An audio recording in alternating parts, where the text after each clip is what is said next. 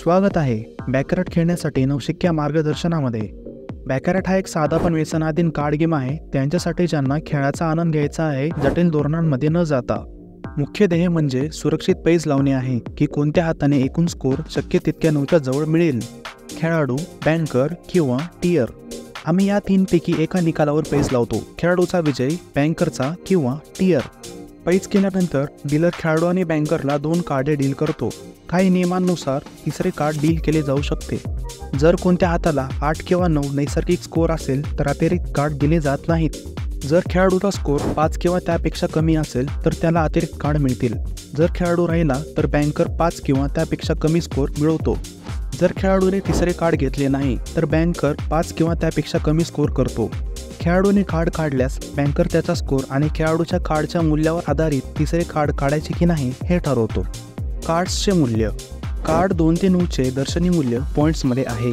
10, jack, राणी आणि राजे 0च्या समान आहेत। एसेसची किंमत 1 आहे। स्कोरिंग आणि पेआउट। कार्ड मूल्ये एकत्र जोडले जातात, परंतु रकमेचा फक्त शेवटचा अंक महत्त्वाचा असतो।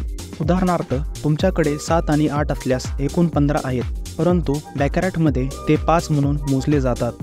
जेव्हा तुम्ही बॅकरॅटमध्ये पैज जिंकता तेव्हा पेआउट तुम्ही केलेल्या पैजच्या प्रकारावर अवलंबून असते। खेळाडूवर पैज। तुम्ही जिंकल्यास तुम्हाला एकास एक पेआउट मिळेल। 500 रुपये पैज केल्याने तुम्हाला आणखी 500 रुपये मिळतील विजयी रक्कममध्ये। बँकरवर पैज। तुम्ही जिंकल्यास तुम्हाला एकास एक पेआउट वजा 5% कमिशन मिळेल। 500 रुपयाची पैज लावून तुम्हाला अधिक 475 रुपये विजयी रक्कम मिळेल। टियरवर पैज। टाय पैज सर्वाधिक पेआउट ऑफर करते, परंतु त्याचा सर्वात कमी संभाव्य परिणाम आहे। पेआउट गुणोत्तर 8:1। तुम्ही 500 रुपये पैज लावल्यास तुम्ही अधिक 4000 रुपये जिंकाल। लक्षात ठेवा, जबाबदारीने खेळा। शुभेच्छा आणि खेळाचा आनंद घ्या।